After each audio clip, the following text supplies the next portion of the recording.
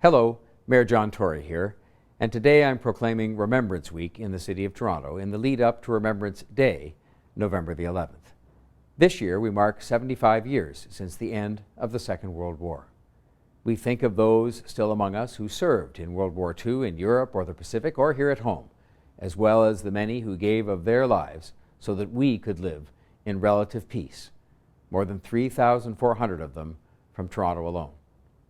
These are the women and men who are among our grandfathers and grandmothers, great-uncles and great-aunts, people who we have thought about in these past few months as we fought a new kind of conflict during the pandemic.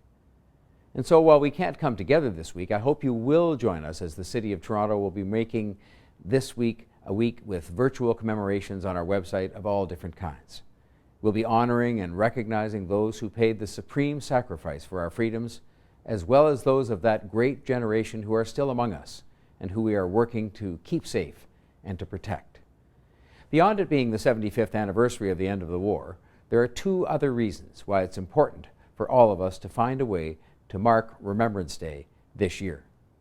First, we don't want any veteran, any person in active service, or any of their family members to think that the limited in-person ceremonies at Old City Hall or our civic centers or in other places across the city indicates any diminished interest in honoring those who served and those we lost and those still in active service.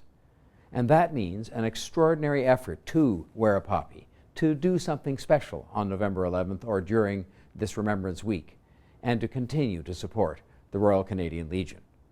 There's nothing to prevent individual or household visits in small groups to the cenotaph in front of Old City Hall, respecting physical distancing, just as an example of something that could be done anytime this week.